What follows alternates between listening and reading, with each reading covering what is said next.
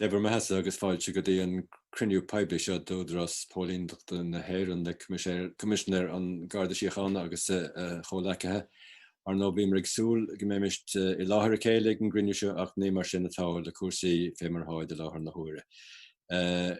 Good afternoon and welcome to this public meeting of the Policing Authority of Ireland with Commissioner Drew Harris of the Garda Síochána and some of his senior colleagues. We had hoped that this meeting might have been held physically present to one another, but alas, that is not yet possible. But nonetheless, we have everybody present and everybody available for this. Since our last public meeting, this has been an extraordinarily busy period for policing in Ireland, not only in relation to those matters which are standard part of the life and work of a policing organisation of the Garda Síochána in particular, of serving the community and of detecting and disrupting crime, but also of maintaining its presence in relation to the COVID-19 reality, which has been part of our lives now for more than 6 months. And we will touch upon that as well as other topics in the course of our meeting this afternoon, and simply want to take the opportunity to compliment the Garda Síochána on the quality of the work that its members have been doing in this period. One of the issues that arose in the early summer was the issue of, or a questioning of perhaps of the confidentiality or the accuracy and confidentiality of confidential data held by the Garda Síochána. And it's an important topic to be discussed, and Debbie Donnelly, Authority Member, is going to lead on that topic. Thank you, Chair. Well, good afternoon, Commissioner and colleagues. As the Chair mentioned, the security of confidential data is so important for public confidence, and indeed, Commissioner, for the assurance that you have around the control of Garda Síochána. And I just wondered if you could take us through the assurance and control provisions that you have internally to ensure that there is not unintended or unauthorised access to confidential information. Thank you. Okay, well, as an organisation, we appreciate very much that we possess personal information and indeed very intimate information in respect of individuals, and we take our responsibilities in respect of data protection very considerably, and we've built up an architecture to make sure that our systems in the first place are physically and technically secure from outside attack, and we are reassured in that, but also then we have a human dimension in that we run 24/7, 365 days a year. We are a large workforce, and our workforce into the many thousands, and perhaps in the order of 16, 17,000, do have access to Pulse for authorised reasons. If I could hand over to Andrew just to touch upon the various defence mechanisms that we have around the human interaction with Pulse in terms of our proactive work, and also then our capabilities in terms of detecting where there's been unauthorised use. Andrew, are you there? Yeah, I'm here, Commissioner. Yes, sir. Certainly, I'll pick that up. So you'd asked Debbie about two aspects. So one was the security of confidential information. So I'll cover that first, and then secondly, the accuracy, if you want to dig into that. So first of all, on the confidentiality of information, we operate, I suppose, a 4 lines of defence approach. The first is cybersecurity, so making sure that there is adequate security in place to defend against malicious or unintended access to information. So what we operate is what's known as a defense in depth strategy, where we have multiple security mechanisms in place.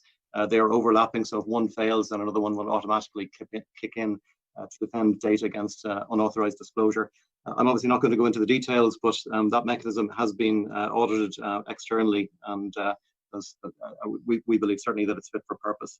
So the second line of defense then, I guess, is ensuring that all accesses to confidential data are logged, and absolutely everything is logged. It's impossible to touch a piece of confidential data, or even to do a search against it, to look at it in any way, to come into contact with it, electronic data, obviously, without that information being logged.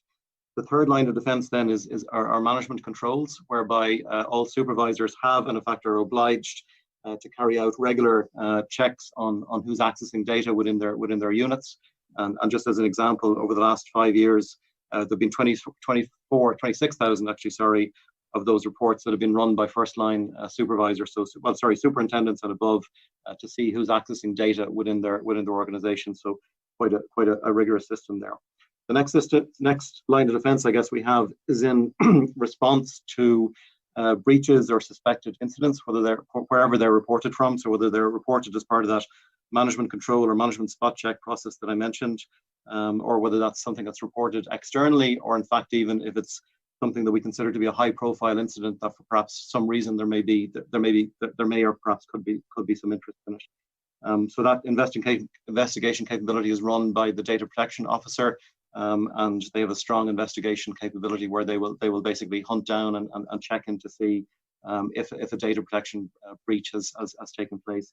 And of course, wherever we're obliged to do so, we notify all incidents to the Data Protection Commissioner. And I should say that this system of controls is based on a report from the Data Protection Commissioner back in 2014. And every time there's a breach or suspected breach, that system of controls is reviewed, and then it's updated. The last element, I'm sorry, just to give you an example, I suppose, of where that kicks in the event that there is something that might be considered a high-profile incident, the number of accesses, and these are checked, are tiny numbers. I mean, it's in recent high-profile incidents, it's 2 or 3 people are being checked out of an organization, as the Commissioner said, of 16,000, 17,000 with people with pulse access are being asked, what was your reason for looking at this data, because it's not obvious to us. And sometimes they have a good reason, sometimes they don't. If they don't, obviously there'll be questions to be asked and possibly consequences for them. The final layer of defence is as usual in any kind of risk system, is an audit capability. So that's there in the form of the professional standards unit. But I should say that we have a business case in. I think it's been there for a while. We probably need to revisit it to extend the audit capability within the Data Protection Office. So at the moment, they have a very strong capability to carry out investigations where something is suspected and something is highlighted. We do want to increase our proactive audit capability to make sure that those investigations are regular checks by frontline supervisors are up to snuff, and also that we can kind of proactively investigate a bit more. So we do need to build out that capacity, and that's something we're looking at in conjunction between the Data Protection Officer and the newly formed Anti-Corruption Unit. So I'm happy to take more questions if you want, but that's kind of a quick summary. And if you want me to talk about the controls that are in place, about the accuracy. I'll just maybe come back on just one minor thing, and I guess the nature of these of many of the breaches, irrespective of the sort of the controls that we can put in place, is when they come to light. So I'm very reassured in terms of all those different sort of layers of security, but the breaches often we know about when they come to light, and sometimes in an unexpected way. And I suppose the question I have, a follow-up question, is around the investigations that you mentioned, Andrew, and any resulting sanctions that there may be or could be in relation to staff or the Garda workforce generally, who have been identified as accessing information in an unauthorised way. Yeah, well, I suppose there's 2 aspects to that. So one, just to be clear, that it's the things come to light not just as a result of being kind of reported externally, they also come to light as a result of these internal kind of spot checks and questions that are asked. But in the event that a data protection audit takes place into a suspected breach, then if the data protection officer determines that there has been an unauthorized access, then that is If appropriate, it's reported externally to the Data Protection Commissioner, and there's obviously criteria around that. It's also reported to Internal Affairs, and there's an internal disciplinary mechanism then that kicks off. So in some cases, it's Internal Affairs that is carrying out their own investigation, and then they request a data protection check as part of that process, in which case the Data Protection Officer is obviously reporting back to internal audit. In other cases, if the Data Protection Officer is looking at a potential breach situation, they will always report back to internal audit. That may change a little bit, perhaps it may move now to the Anti-Corruption Unit, but that mechanism is in place, that they will always report back to Internal Affairs. In terms of individual sanctions for individuals, I probably can't comment on that. Maybe one of my operational colleagues could, but that's the way it works. Is that there's a very tight cooperation between internal audit, now the new Anti-Corruption Unit as well, and the Data Protection Office. May I come in there, please, as well? Yeah, of course, Commissioner. Well, I would just point out that, we do recognise, and it is known that one of the most precious commodities members in Garda Síochána, same as any police service, have access to the information, and that information is precious to the criminal fraternity, particularly organised crime groups. So you are prepared to pay a premium for it as well. So we are very alive to that. One of the purposes of the Anti-Corruption Unit, and one of obviously our overall issues, is to make sure then that information that we have doesn't find its way out in an unauthorised way in any way, shape or form to criminal networks. So we would regard that as being a very serious matter and a complete breach of trust in terms of any employee, and we would treat that accordingly, and that has been certainly the practice that I've seen in terms of some of the recent breaches of data protection. We've put in place rigorous investigations, and those are ongoing to conclusion, and indeed some matters indeed have been concluded as well. But we are very alert to just how valuable the information that we hold is, not just the personal information, but also the operational information. And we just want, we're made it very clear to the organisation the value place in that, and that to breach that trust is regarded as being a breach of trust with your employer, and as being a member, indeed, Garda staff member within Garda Síochána. Okay, thank you. Thank you, Andrew.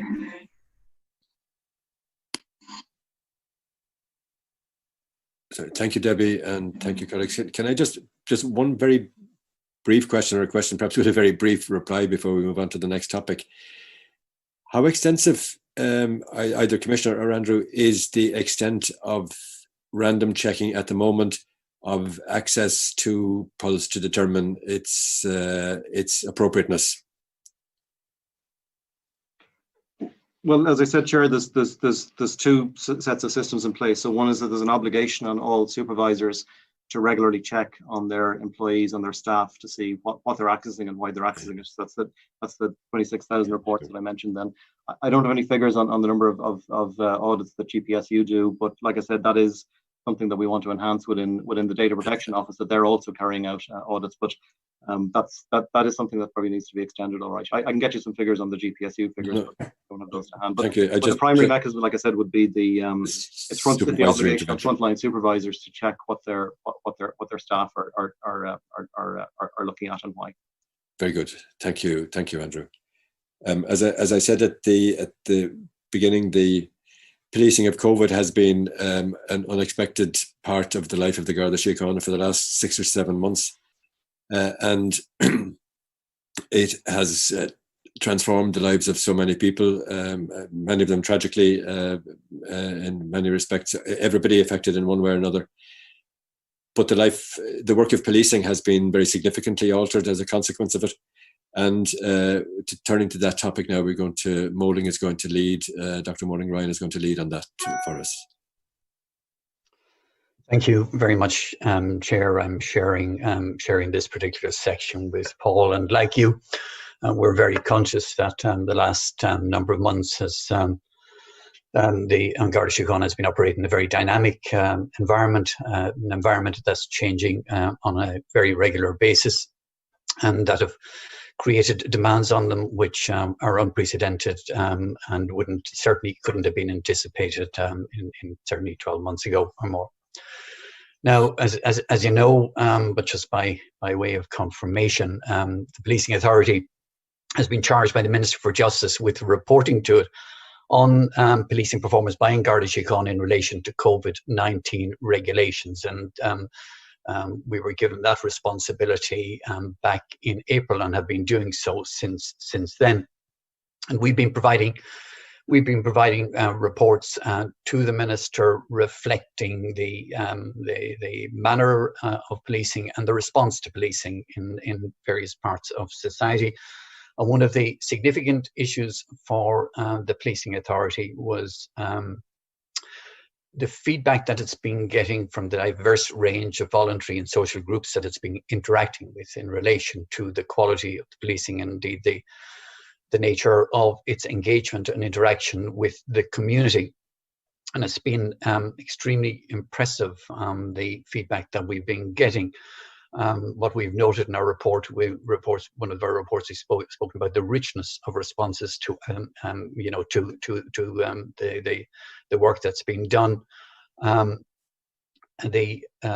Certainly, we're very sensitive and appreciative of the enormous effort by Garda Síochána, but we have noted that the impact has been profound, and we've used that particular term.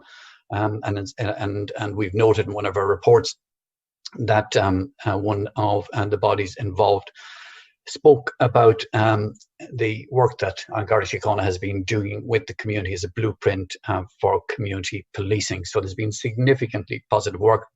It also has had impact, obviously, on various other aspects of policing, and some of those we'll engage with over the next 30 to 40 minutes or so.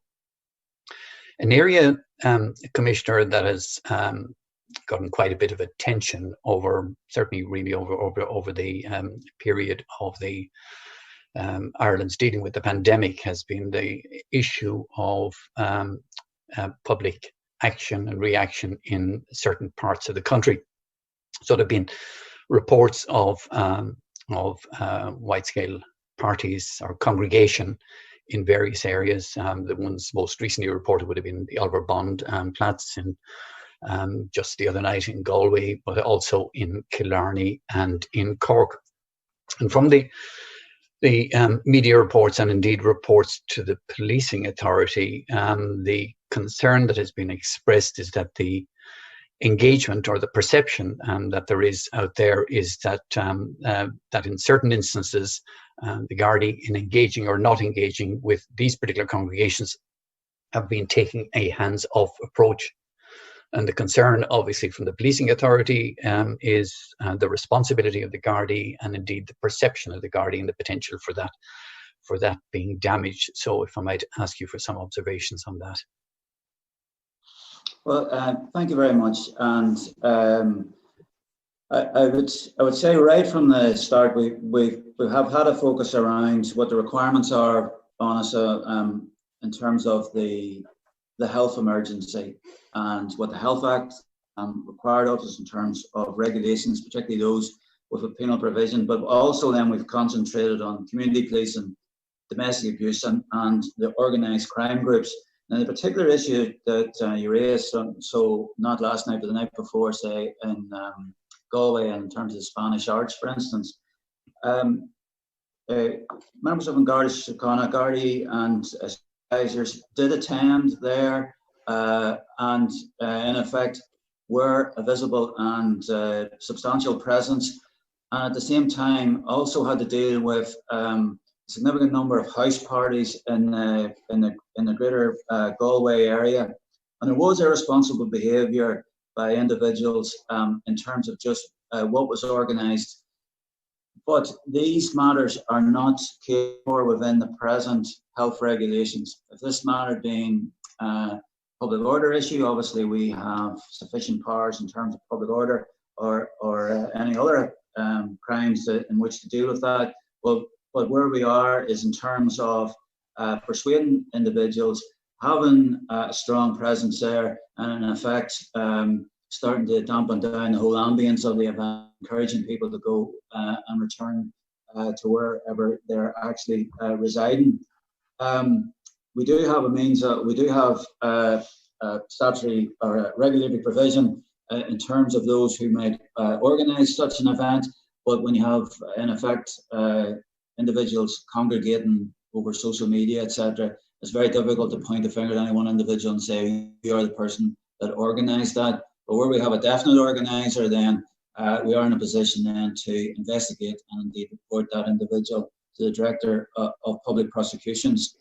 But I would highlight that in our neighbouring jurisdiction and into Great Britain as well, there's a different approach in terms of a £10,000 spot fine for organised events, and indeed £1,000 spot fines for breach of regulations, and yet they aren't in from the statistics. They don't seem to be doing any better than we are in terms of health outcomes, and this is a health emergency, and we are very mindful of the maintenance of our relationship with the public. The civil liberty concern are if you start to go down the route of more and more sort of draconian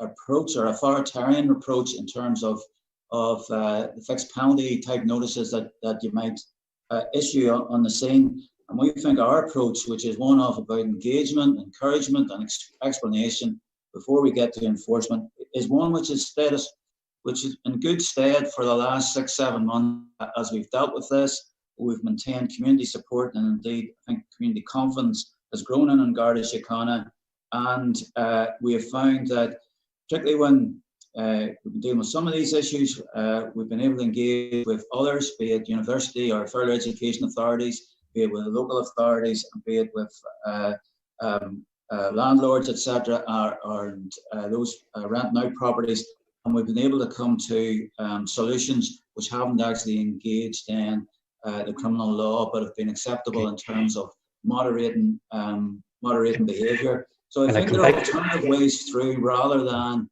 it just being seen as a police and response. We can certainly work with others to minimise these sorts of gatherings and minimise the threat overall. I certainly appreciate. You know, that the theory associated with that is absolutely admirable and faultless. However, there is a significant public concern in relation to the gatherings that did take place. I specifically mentioned the Oliver Bond Flats complex, and the feedback that was coming from the media, that there was a significant period of time during, that elapsed from the time that this was reported to the Gardaí until Gardaí arrived on the scene. This is going on for several hours, and the feedback that was being given, and I'm not quite sure how accurate that is that there was no intervention whatsoever, and that residents felt threatened, felt challenged, found significant difficulties. And in some of the other areas, Commissioner, too, even in the Galway one the other evening, is that the congregations seem to extend over significant periods of time. And I'm just wondering, I appreciate what you say in terms of engaging with sort of small groups of 3, 4, 5, 6, but do you have a policy in relation to how you deal with more significant numbers? In terms of the significant, none of this is ignored. We put a presence in the ground, we put a presence in the middle of this, and we encourage and explain to people the need to break up and to return to wherever their residence is. That is our policy in respect of the situation that we found at the Spanish Arch. In terms of Oliver Bond, that's somewhat different. I think our understanding of that event is somewhat different from what's been reported. And I would look to John, who's a lot of the detail on this, to give you an explanation of what was done on the night. But I'm not sure that entirely all that was reported is what happened as described. Thanks, John. Thank you, Commissioner. Yeah, I think, Mauling, on the night in question, the Gardaí did respond to the incident. And there were decisions made in relation to it on that particular time. And I think, as we outlined and you outlined at the earlier part of this conversation, a lot of this is working, where we're working with local people and working with people and encouraging the appropriate behaviours in these particular incidents. And in the earlier engagement on that particular incident, on that particular night, that was the case, and the behaviour did not, step across that divide into the breach of the legislation and the breach of law. And it was only at a subsequent point and at a time later in the evening when the numbers had grown and people were actually dispersing from it, that some of the behaviour that became unacceptable, became more evident, and we dealt with it at that particular time, at that particular stage. So again, I wouldn't quite agree that it was an inappropriate response. The response at the time that dealt with the circumstances that they encountered, there were sufficient personnel available to An Garda Síochána to deal with it. But we're dealing with, when in a situation in the earlier parts of the evening and in the earlier parts of an incident like this, we're trying to work and encourage people as to their behaviour. It is only when it begins and it escalates that it becomes a criminal offence. And in that particular case, then is when we take the appropriate action that we consider to be appropriate on a particular evening. Again, I would just repeat what you said. We deal with many, many incidents, and they're all dealt with very positively, and they're all dealt with very, very well. And the behaviour following that encouragement, it is a practice and is an approach that has stood us well and stands us well. And on particular incidents, then it does escalate into a situation which is acceptable. But I would say that on that particular night, that the incidents and the breaches of the legislation were dealt with at that appropriate time. But sometimes the behaviour of some people is not acceptable, and that's what we found ourselves dealing with on that particular evening. Yeah, I take the point, and Deputy, that you may have sought to deal with it, but the manner certainly in which it was reflected both in the visual and the printed media was that there was either a hands-off or an inappropriate or extremely delayed response. And this is an issue that's been obviously happening in neighbouring jurisdictions, so we're not unaware of it, and particularly in the context of university towns. You've had experience of this as well.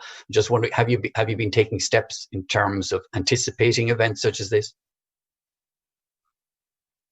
Well, we have, and we have been taking steps, and we work with a lot of the different groups, and we've had incidents earlier on this week, and we've worked with all of those different groups where these people are attached to try and ensure appropriate behaviour. What I would say is that not everything that was reported in the media is a statement of fact. And we deal with the incidents as it is reported on the evening, and it is engaged. And I think there's a danger, in fairness to everybody. What can be represented is not necessarily an accurate reflection of what happened on the evening, and I just think we need to be careful in that respect. I accept that. I accept that point. So maybe I can put it in something of a more positive or proactive manner. What can the public expect that the Garda response will be in the future in relation to gatherings of this type, whether it be in urban or estates or any sort of situation where there is a congregation and there is a quite clearly an engagement with which may be in breach of the regulations? Well, I'm going to answer that in two different ways, Máling. And the first part of it, I'm going to say there's an obligation on everybody, not just on An Garda Síochána. Mm-hmm. And I would just like to say at the outset that people who are congregating and people who are coming together, we are in the midst of a pandemic, and there is a responsibility on everybody to behave appropriately. And it is when everybody, all parts and elements of society, when they behave appropriately, that's when we will provide the best response to this challenge that we're currently facing. We in An Garda Síochána respond to all calls for service, and we will deal with the situation and the circumstances as we find them. We have set out at the outset of the pandemic that we're going to work along the lines of the 4 E's, that engagement, that encouragement, that explanation, and then as a last resort, we'll deal with the enforcement. And I think in every incident that we've dealt with, we have responded to it, and we have tried to escalate our response in accordance with our principles, as we said at the outset. We will continue to do that. We will continue to respond, but there is an obligation on everybody to behave accordingly. I appreciate that, and I presume, Deputy, that you're obviously doing an evaluation falling out of these various incidents in terms of what you feel the lessons learned in terms of your approach into the future, and I'm sure that'll inform you. Just one further thing before passing over to Paul, and that's in relation to house parties, and that's also getting significant attention. And you did make mention of it. And interestingly, on the prime time program last night, there was a positive observation in relation to the role of community Gardaí in relation to house parties in Cork.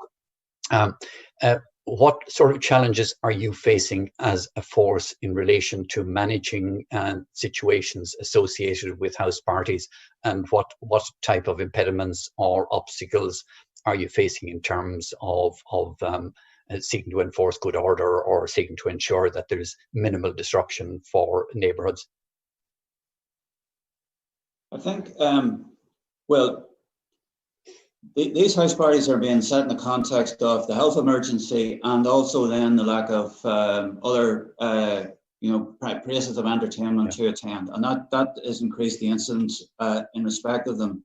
As John has already said, we respond to complaints, and I have to say, probably the arrival of members from Garda Síochána at any party is going to reduce the whole ambience of the event, and we have a dampening effect on our arrival. But there are other matters then that we can deal with, and we have a full gamut of law in terms of perhaps the misuse of drugs, public order, those driving, or indeed those leaving the situation. But people do have constitutional rights in terms of the protection of the home place, and we do have to respect that, but at the same time be in a position to respond to serious criminality should we see that as well. So it has been difficult. It's obviously been a point where there's been a lot of commentary on it. There's no simple answer to it.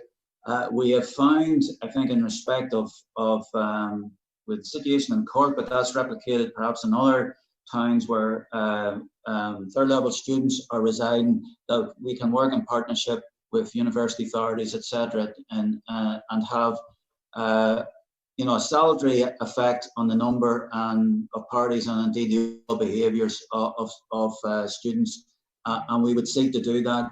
But I would say that there's been a lot of focus on the youth, and this just isn't an issue about young people in their late teens and early 20s. There is behavioural issues else in other age groups as well, also tied in with house parties. But we do respond, and we obviously try our best within the powers available us to deal with the event, and in effect just be salutary influence and bring the party to an end through persuasion, etc.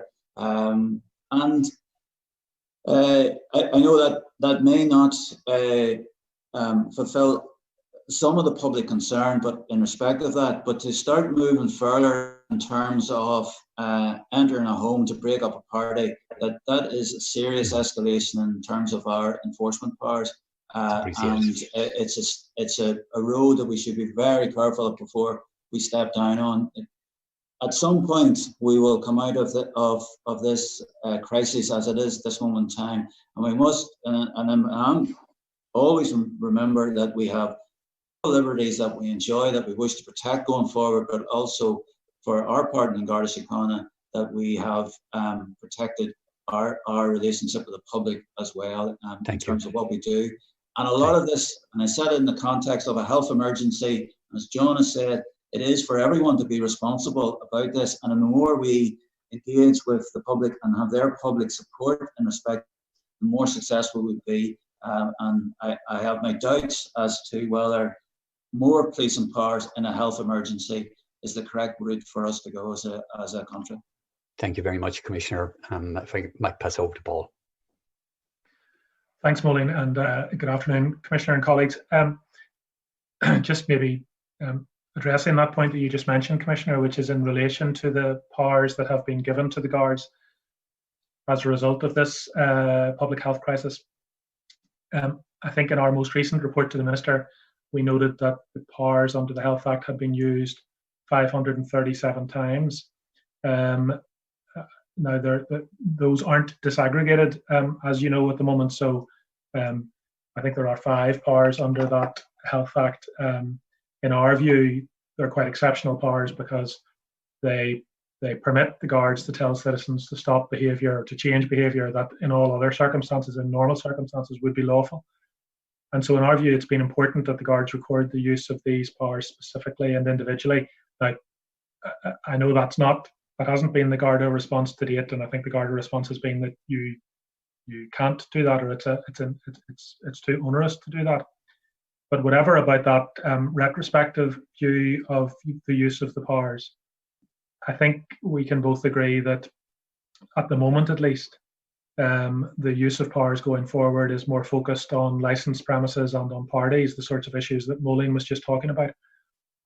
And presumably, therefore, it's going to be a lot easier for the guards to record specifically the powers that they're using in the future. And I'm just wondering, would you agree with that?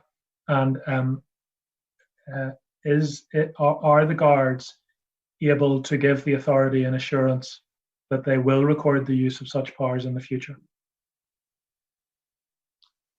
With fear of opening up an old debate, we have recorded our use of powers because it resulted then in an enforcement action in terms of reporting an individual to the Director of Public Prosecutions. In terms of the licensed premises, and licensed premises aren't individuals, but licensed premises are premises that we have other policing responsibilities with and respect, other than health as well. And our approach to licensed premises is a more holistic approach in terms of both the license and their compliance with the health regulations. I'll ask John just to come in just to give a flavour of what the enforcement and our activity and inspection activity has been in respect of those. But there are penal provisions in respect of those, and there are obviously then penal provisions in respect of organising some form of public event. And those are the limits at the moment of our penal provisions. And we review these constantly. We have our operational meetings with the regional assistant commissioners, and we have a very good handle on just where we see particular problems being. The further provisions that we've been given in terms of enforcement in respect of licensed premises have had a salutary impact, I would say, across the licensing industry. And we recognise that the licensing industry, they are businesses and they wish to run and keep their business viable. And it is not good. It's not good business to actually find themselves in conflict with ourselves in terms of the enforcement of regulations. So if I turn, John, could you just give some further detail on what we've been doing in respect of the action of licensed premises, please?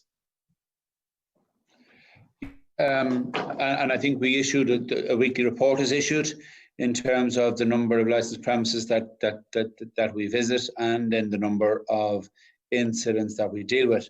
And each of these are under a specific investigation, and a file will ultimately be sent to the Director of Public Prosecutions, and a decision will be made on that accordingly. Again, the numbers vary in terms of the numbers that we call to and inspect every week, and there is a small number of incidents that we encounter.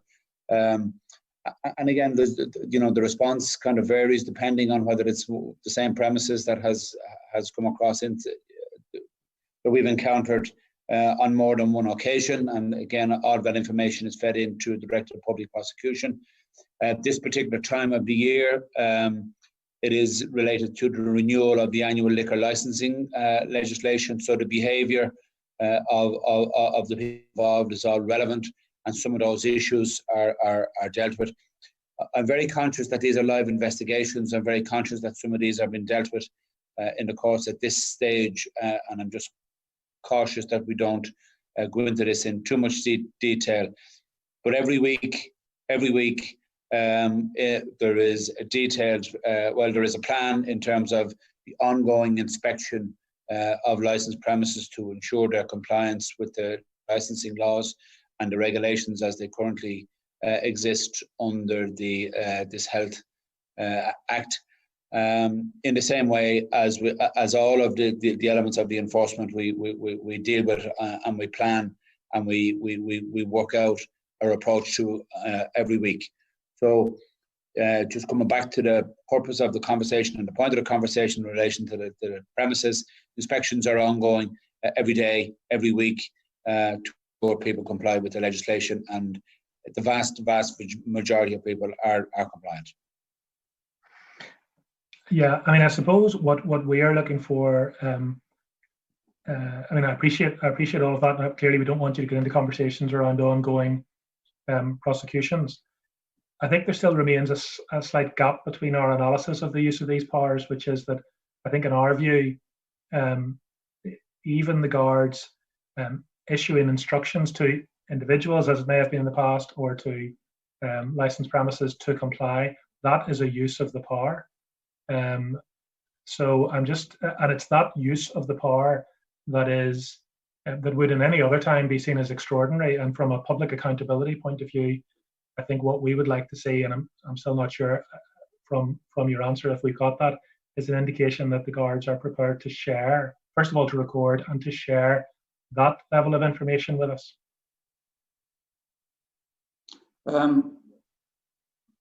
I'd have to say just what information we specifically recorded around each of our licensing inspections. The issue about a license inspection of licensed premises is they are as a matter of course recorded, because it can impact on whether we would object to further license renewal. As we just approach this time of year, whenever this is the annual process is now in effect underway, or we're almost at the eve of it. So there are records there, but again, I would well, if we just take that away and look at it, because I know that people are recording their inspections of licensed premises there, and whether they are compliant or whether advice has had to be given. The number of occasions, in fact, where advice has had to be given and people have been brought to compliance, I think, is quite limited, as well as is the actual enforcement breaches too. So we can look to see just what there is and how that's been recorded. Okay, thank you. Can I just move on to the issue of the use of spit hoods? Now, I know there's an ongoing review at the moment, Commissioner, and I'm not sure if you'll have seen this, but we, along with a number of others, have made submissions to that review. And of course, the context of those submissions is both our concern in relation to the human rights arguments around the deployment of that particular piece of equipment, but also the need to protect Garda officers in the middle of this pandemic. But I suppose one point that struck me that we made in the course of that submission is that it appears, inquiries having been made with the manufacturer of the spit hoods, that there's very little evidence, in fact I think there's no scientific evidence, that those pieces of equipment prevent the spread of COVID. And given that that was the basis of their introduction back at the beginning of the pandemic, I'm just wondering, what is the basis for their continued deployment at the moment? Well, the basis of their introduction is in terms of protecting members of Garda Síochána from being, in effect, spat on and protected from either saliva or other body fluids and the risk of that. And that's a responsibility that I have to individuals in my employment under health and safety legislation. What tipped the balance was obviously the arrival of this emergency, but even before that there was an obvious risk, and we hadn't acted actually to mitigate that risk. We have in the pandemic, and we've now engaged in this evaluation. And these anti-spit guards, and I'll reiterate, they're not a hood, they're an anti-spit guard, and that's what they're being called. They don't actually deny any sensory, any sort of like of your senses. You're able to see and hear. What you can't do is project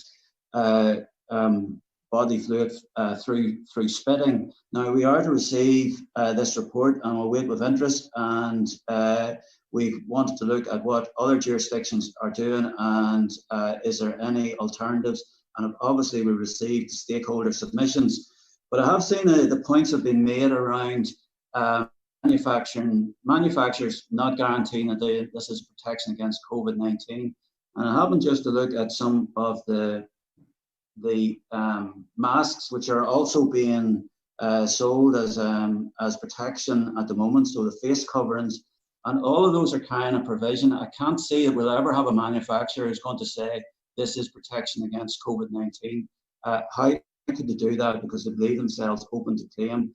But what is clear is that, or what seems to be clear, is that face coverings protect individuals in circumstances, particularly in circumstances where in close proximity to each other. We have a policy where if we have an individual detained, we invite them to wear a face covering in the vehicle and custody suite. It's only that we use the anti-spit guards where an individual is obviously creating a risk through their threats or actions in terms of spitting at members of Garda Síochána or indeed the public. So we await the evaluation. The final submissions were only received 2 weeks ago, but we want to look to see what the experience has been in other jurisdictions, and are there actual alternatives that we might also consider as well. Okay, thanks for that. And we look forward to the conclusion of the review. I suppose one point just to clarify is that I think the information that we got was that the device, whether we call it a hood or a guard, hadn't been tested against airborne transmission of COVID. So I think you're right that it's unlikely manufacturers would guarantee that it would prevent the transmission of COVID, but they're actually saying it wasn't tested. So anyway, and that's a matter maybe we can come back to at the conclusion of the review. I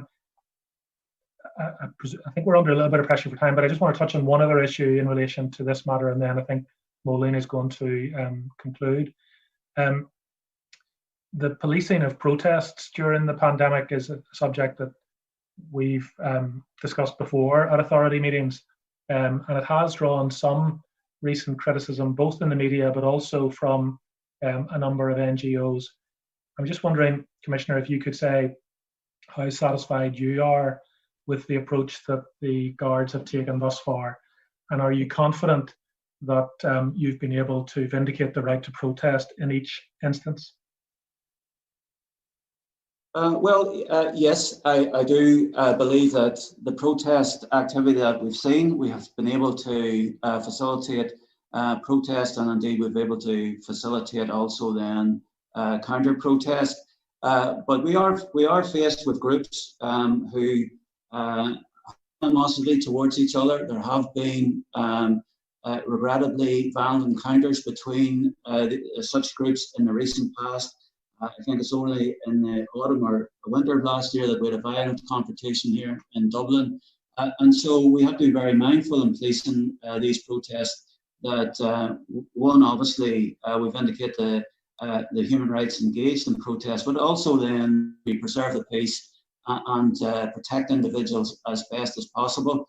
These are pretty dynamic operations, but particularly I would say in Dublin city centre, we have a lot of experience in dealing with them, and also, in fact, a lot of experience of dealing with particular individuals who are engaged in this as well. And we have been able to facilitate protest while still protecting individuals and the preservation of peace. And so I've seen some of the issues that have arisen, but I'm pretty confident that these matters were dealt with in a dynamic way as best as possible. And maybe, John, is there any comment you want to make in respect of the policing of protests, please? In all of these incidents, and we with a couple of hundred protests in Dublin city centre over the course of a year. So in advance of all of these, we meet with the event organisers and the people who want to exercise their constitutional right, and we work with them. And the vast majority of them, pass off without any incident, and we have no conversations at the likes of the policing authority in that respect. On some occasions, we do have groups who do not engage with us, and that creates the difficulty that I think the Commissioner is alluding to there. It leads to a dynamic situation that we find ourselves on a particular day. We're constantly trying to engage with these people, consciously try to facilitate everybody's constitutional right to gather on the streets. And on some occasions, we do find ourselves in situations where we have to make decisions. In every situation, it is with the intent of enabling everybody to peacefully protest. But decisions have to be made, and at times they are made dynamically. And certainly I am happy that the decisions that are made are always dealt with the best interests of preserving the peace at any particular time. Okay, thank you. Just a quick follow-up on that. You said, Commissioner, I think that you were very often familiar with some of the individuals involved in these protests or organising the protests. There has been some media comment in the last week or two about an apparent increase in far-right activity and protests in Ireland in the last few months. Is that something that you would want to comment on? And has that changed has the policing response to that type of protest changed, or does it have to change? I would say in respect of any protest, we have to go through our own decision-making model, and part of that is just what we apprehend or what we know in terms of intelligence, and then therefore what we apprehend to be the threat of disturbance or violence or some form of disorder or the potential therefore. And so whatever the grouping is, we go around our own decision-making model, and obviously with some groups that is more critical and perhaps a little bit more fraught than with others. As John said, engagement is important, and that helps us a lot in terms of planning these events. Just overall, what you say in respect to the far right, I think this is a European phenomenon overall, and we can't see ourselves being entirely isolated from that, but we're very aware of the media reports, and indeed then we do regard that properly then as being an issue concerning national security, and therefore we keep the Minister informed of our particular concerns that we have in respect to that. Okay, thank you, Chair. Am I out of time? I know Moline probably has one more question. I just wondered, can I have one more, or are we up against it? One more, okay. You have a minute. Okay. Yeah, just finally, Commissioner, one of the clear positives that we've taken from the feedback that we've received during the course of the pandemic in relation to the policing of the pandemic has been the extent to which you've dealt with domestic violence issues and working with NGOs, etc., in that sector and speaking to them. The feedback has been pretty uniformly positive, and I'm just wondering whether or not you can speak to a concern that has been raised by some of those groups that as the pandemic eases, hopefully in the not terribly distant future, that focus on domestic violence may also reduce. And I'm just wondering, can you speak to that concern and reassure those people that we have engaged with? Well, thank you. Well, I am very pleased to reassure them on a number of fronts. One, yesterday we finished off the rollout of the District Protective Service Unit. So all of Ireland is covered now with these protective service units at a divisional level, and they provide expertise in terms of detectives who deal with serious cases of the domestic abuse together with sexual assault and child abuse. Also then, to further develop that, we today have decided on the appointment of an inspector to each of those units, and so that increases the supervision and indeed the investigative capability there is within those particular units, and there'll be a strong plan in each division in respect of that. And then further to that, you may have seen the letter that I sent to the Minister in respect of further domestic abuse interventions, and I think there are a series of interventions which have been successful in other common law jurisdictions, New Zealand, Australia, UK, and there have been also some learnings then from the United States, and we've put together a series of proposals which I know are under consideration. And so our focus around domestic abuse continues, and that is reflected then in the most recent crime figures as well. We have seen, obviously, increased reporting of domestic abuse, and unfortunately that has led to increases in some crime types, including assaults being reported on females over 60, and a lot of that is driven by domestic abuse type incidents. So people can be assured of our ongoing focus in respect of this. And some of the earlier comments around community policing, this policing during the pandemic has made it very clear to us how valuable communities feel community policing is to them, and so we are utmost to maintain that. And so the provision of the additional community safety vehicles, we're working on making that a permanent addition to the fleet, but also then in terms of domestic abuse, that remains one of the central focuses of our work. And again, that's a lot of that is based on wishing to see reporting and get a fair understanding of exactly what the problem is within Ireland, but also then start to identify some of the behaviours driving this and intervene with those, and also a greater focus then on the offenders and how we can seek to manage them further. Okay, thank you very much. I think I pass back to Moline. Yeah, I'm finishing, Chair, with one particular area. First, well, an observation firstly in relation to community policing, which you just mentioned, and certainly the authority would anticipate that the lessons that you've been learning over the last 6 months in relation to your excellent engagement with communities and the feedback from communities, that it'll be collated, and that your aspiration, which you've mentioned, as continue to operate as a community-focused police service in the months ahead, that there'll be a structure and a clarity in relation to that, taking account of lessons learned.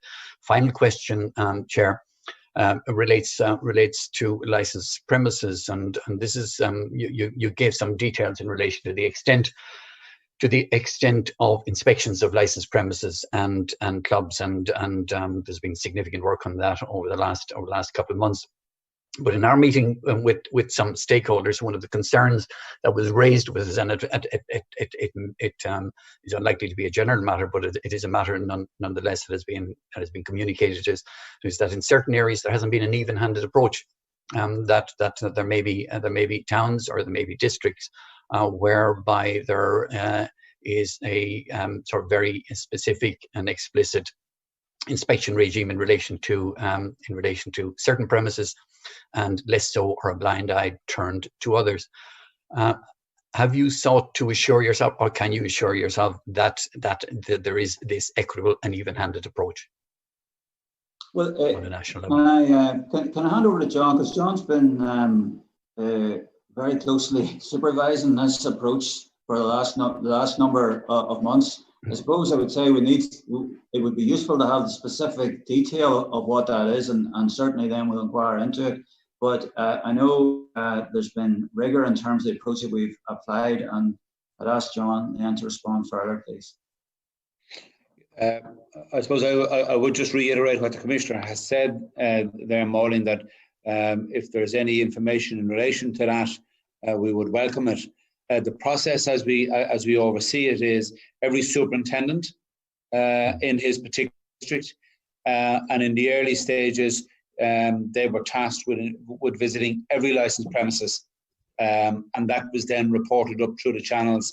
So he reported that matter to the Chief Superintendent, who reported it to the Assistant Commissioner, who reported it to me.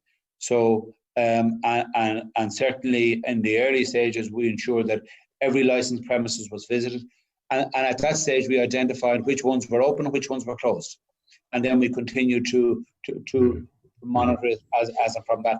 Obviously, then, as the situation evolves, we don't go back to the ones that are closed, obviously, but some then that are open, and we engage with them and we conduct inspections. But you've had no reports. You have no reports of such an uneven or inequitable approach. No, and our oversight process is that our oversight process, Mauling, is that it is examined by the chief superintendent, looks at each of his districts. The regional assistant commissioner looks at out of the divisions in his region, and then I monitor from the centre. Thank you for that. Thank you, Chair.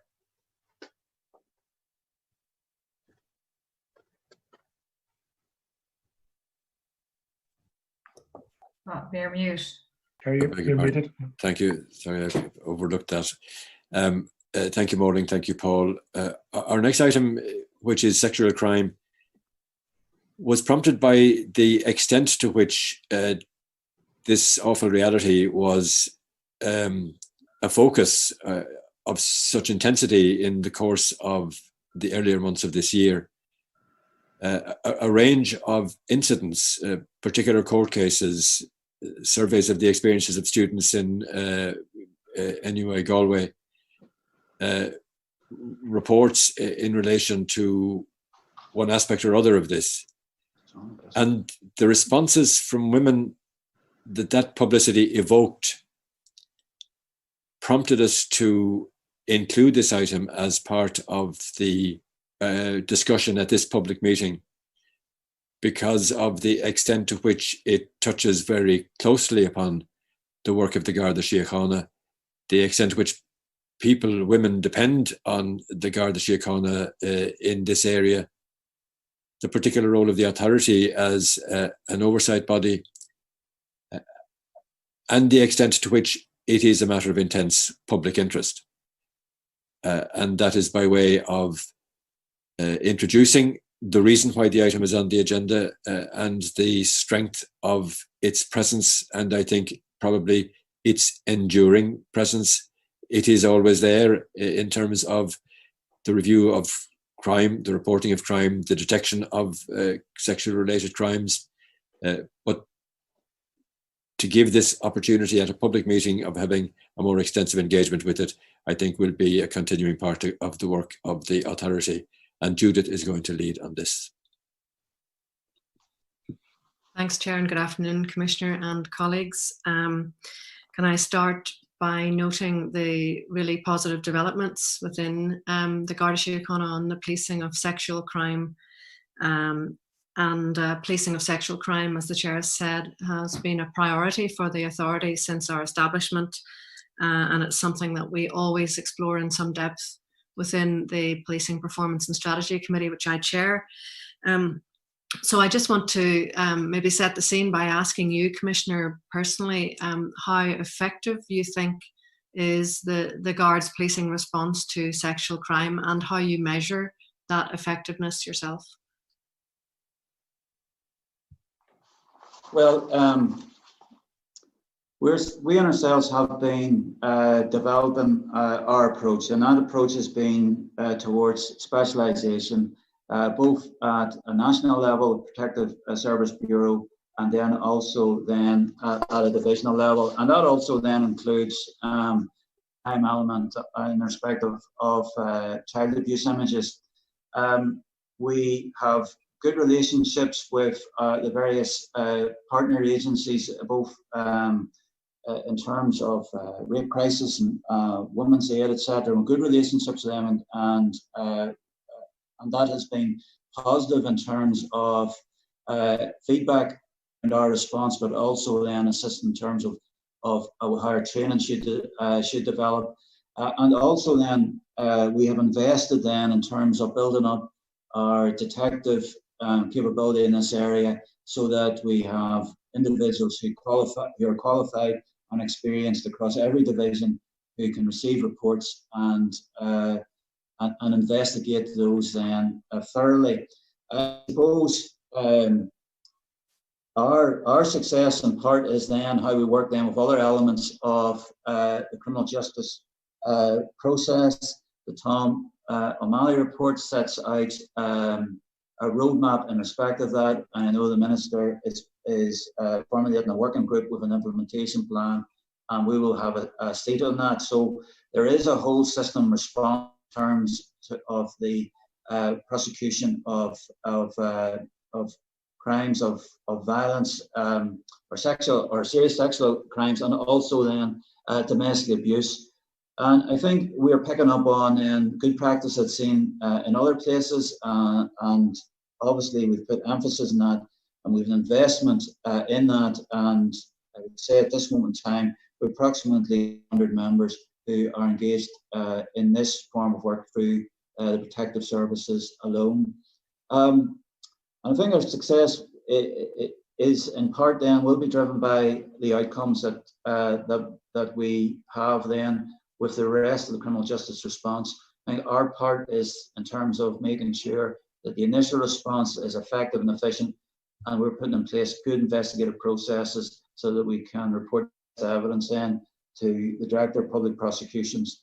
But we do look forward to working on the implementation of the O'Malley report, and then seeing then what more can be done beyond that as well. But we've got ourselves to certainly a good place in terms of our national response, and we now just want to build on that in partnership with others. Thanks for that, Commissioner. You mentioned the protective services units and the fact that they're now all rolled out across the jurisdiction, which is really welcome. How do you decide whether a sexual crime will be investigated by a detective in a DPSU, or whether it will be investigated by a less specialist officer? And also, just to follow up on that, what training do first responders get in treating sexual crime? Because it may be the reaction of the first responders that actually makes a victim's decision as to whether she or he will continue with the report. Well, we have our investment in respect of training of the DPSUs, but obviously there's two sort of sets of groups. There's the call management, and in fact, who takes the first call and asks the appropriate questions, and then the initial response beyond that. We have worked through a training package in respect of domestic abuse for both of those groups, and then the next iteration of that is going to be in respect of then serious sexual assault. The difficulty we have at the moment is this is in effect going to be online training for both of those groups, but it is an area that we are aware of in terms of just the important element of those that initial contact, and then the initial management of the scene. In terms of who should investigate, well, obviously detectives are looking towards either more serious offences, or else then, detectives within the protective service units are looking towards the more serious offences where their skills can be best used, or looking towards serious links where there's a number of offences and there's a linkage across a number of areas or divisions. But this is an area which will then be under the supervision of the crime superintendent within each division, and it's for them then to make the call in terms of the best place for investigation. And there is guidance as to, in effect, how we triage the initial investigation and then where it should then lie. Okay, so you've kind of preempted another question I was going to ask you about how you can be assured of the quality of the investigation, whether it is by the protective services units or indeed by an officer within the division. You mentioned the detective superintendent. Could you just say a little bit more about how she or he will ensure the quality of the investigation? Well, I would go back to also the position that we are introducing inspectors at each division, and they will be specialists then in terms of training and building up experience and investigating these crimes. So we'll have in effect, a specialist detective supervisor and an inspector looking after these matters. And then these will dealt with then, these will be in the responsibility then of the crime superintendent, and ultimately then the chief superintendent will have sight of these through his accountability process within the division.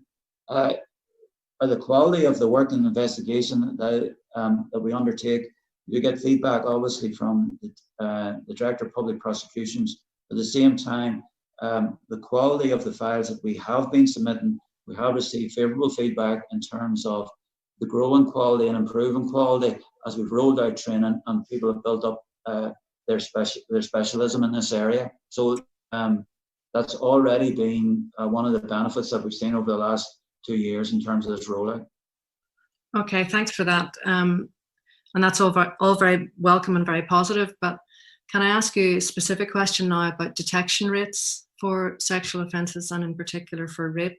What is the current detection rate for rape within the Garda Síochána?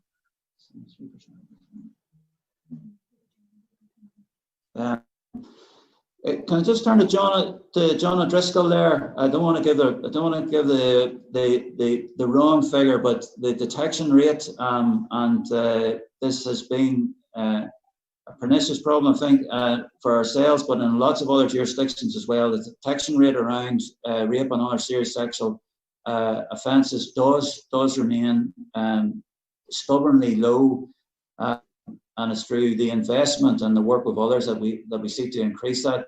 But if I could look to John just in terms of the work that's been undertaken on a national level around improving the detection rate and what the detection rate is at the moment.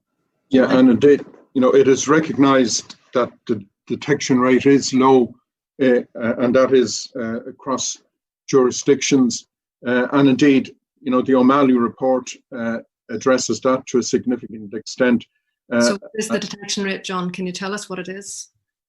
Well, I know that I recently today I've got the latest figures from the Central Statistics Office, so I'm trying to work my way through them to find the actual the exact detection rate. I'm told it has dropped slightly on the last occasion, but until I see the specific statistic, I don't want to mislead you. But so it is accepted that it is. What was the last detection rate that you knew of from CSO? Well, I know, like we discussed the detection rate the other only a few days ago with yourselves at the Policing Authority, and we discussed how it has in fact reduced even slightly in recent times. But we also discussed the nature or the reasons for low detection rates. And indeed, they are the very reasons why we have reports such as the O'Malley report, where there are issues such as consent that give rise to problems in achieving convictions. We have, as we see, in relation to one of the recent court cases that was referred to earlier, that's in Tipperary, the O'Reilly case. These are cases going back to 1977. And so, there is a huge gap at times between the time of reporting and the time that an investigation begins. So these are all the issues that we have to address in addressing the detection rate. We've set up a working group, I think it was under Assistant Commissioner Flynn, to look at the various mechanisms by which we can improve the detection rate. Among those is in relation to the investigation management system, which has been rolled out in the organisation. It's been rolled out initially in the eastern region, and COVID has slowed down its rollout to the rest of the country, but it is intended that it will roll out to every division and to the specialist units, and that gives more oversight in terms of monitoring these type of investigations, in trying to establish if there are issues other than those that aren't within our remit to change, such as the issues of consent and other issues in relation to criminal trials relating to sexual offences. And I see that there are recommendations into changes in how some of those trials will be handled into the future. I think, in fact, the implementation group arising from the O'Malley report I think, is to report to the Minister tomorrow, if I'm not mistaken. Okay, and thanks for all of that, John, which is really helpful. But in terms of detections, there does seem to have been a very clear drop in detections year on year, and in particular over the last few years. Why do you think that is? And I know you're working to address it, but why would detections have fallen so sharply over the last few years? Sorry, John, you're on mute. Some of these issues relate to the manner in which crimes are reported, and then the manner in which we can mark them as detected. And some of those, the crime counting rules around that have changed over time. So therefore, the detection rates will have varied. Some of the crimes that are reported, when they are reported within a calendar year, they may not, and very often will not be, reach a stage where a file is sent to the DPP until maybe a year later. I think we have a direction from the DPP where we will prosecute somebody maybe tomorrow, and that case has gone on for, I would think, about 18 months. So there is that time lag between the time the case is reported and the time it's detected, which you know, renders this type of crime different from other crimes where there may be an immediate detection associated with a report. That time lag would be the same year on year. So sexual crimes reported last year would be coming into this year's detections, etc. And I'm just looking back on the numbers that were provided to us from the last policing strategy and performance committee, and the detection rate for rape and sexual assault was reported as 4%. So just to refresh your memory on those figures. So no, that is the figure we discussed only a few days ago. As I say, we were aware that it had reduced to that level, and that is the basis on which we are engaged in all these initiatives that we are engaged in. In very many cases where there's allegations of sexual offences, we will investigate to the best of our ability and gather all available evidence, and we will have treated victims in a manner which is appropriate, but yet there may not be a conviction. And that is not something that we can change, because that is the evidence that's available. If there are issues of consent that are fought in court and the case does not come to a conclusion that would be more desirable from the perspective of the victim, it's not something that we can impact upon. But what we can change, and what we have changed, is the environment in which we deal with victims of crime. And indeed, in the O'Malley report, for example, they had the opportunity to visit the interview suites that we now use for the vulnerable victims involved in crimes of this nature. And to quote the report, I think at page 38, it says they were greatly impressed with the layout and the available facilities, and that they were well designed, and that there was a reasonable spread of these facilities across the country, albeit that there were some regions that they suggest there should be additional facilities delivered to. Also, in relation to how we investigate this type of crime, the O'Malley report suggests that we bring in people, external people, to supervise the manner in which we deliver training in this area. That has been agreed, and those arrangements are being made through the Garda College to have an independent assessment of our training. The training that is being provided to personnel who are assigned to the Divisional Protective Service units is, I believe, pre-COVID was of 15 days duration. 5 days was related to the investigation of sexual crime, 4 days to domestic abuse and risk assessment, 3 days to online child exploitation, 2 days to child protection, and at least 1 day to legislation relating specifically to victims. And we are now in a process. Declan Daly, who heads the Garda National Protective Services Bureau, is engaged with the college, where we're trying to deliver that training in a COVID appropriate scenario. Okay, But that's, thanks for all of that, John, and sorry to interrupt you. There's no doubt that the Protected Services units have made a significant difference, and the feedback that the authority is hearing from NGOs and from organisations that support victims is almost universally positive. So there is no doubt they are making a difference, and making a difference with regard to victim confidence. And unfortunately, we're running out of time, and I'm going to pass over. Edith, I'm sorry, just before you go on, I just want to make a comment. Sorry, on the figures there. That I'm pretty sure the figures that you're quoting there are the 2020 figures. Is that right? On rape. They're from your own monthly tactical. Yeah, but just to be clear, the way the detections work is that the detections is the detection reported of incidents reported in 2020. So really, for the length of these investigations, we really need to look back at 2018 figures, because the 2020 figures, if they've just been reported in 2020, will not have been detected. And again, because of the rules that were introduced as of November last year and the changes in the crime counting rules, it means that there has to be a sanction outcome in order for the detection to be marked.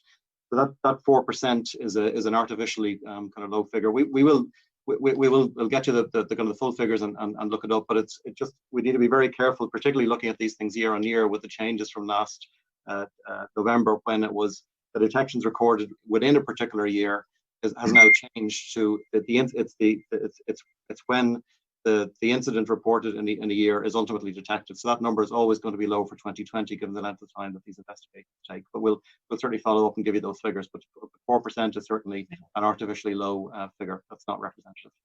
Okay, and thanks for that explanation. But there is a time lag in investigating, from reporting and investigating and in detecting. I fully accept that. Just final question from me, if I may, before I pass on to Valerie.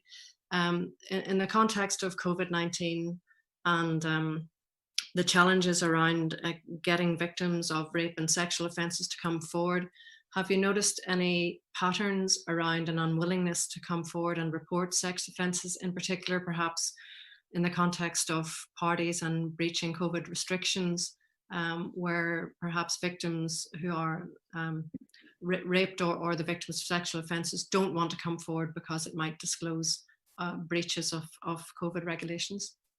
May I look to John O'Driscoll to reflect the experience on the national units there, please? no, well, I would refer to the NUIG report or the NUG report, where it speaks about the reluctance of the students in that environment to report crimes, and the fact that in some instances they don't believe the crimes are serious enough. There again, the issues of consent arise, but what we are endeavouring to improve the ease with which people can report crimes to us. And indeed, in the O'Malley report at page 97, it speaks about there is a recommendation about the Garda Síochána introducing an app on its mobility devices, which would help people with greater ease to contact us, and maybe more appropriate to the younger generation that are a victim of so many of the crimes concerned. And we've had significant developments in terms of delivering a mobility project throughout the organisation in recent months and in the past year. And that recommendation, it is intended to fulfil or to implement, and again, we are engaged with those involved in the IT end of the organisation to ensure that arises. But there isn't anything specific relating to COVID-19 that is suggesting a reluctance that is associated with COVID-19. These are reluctant.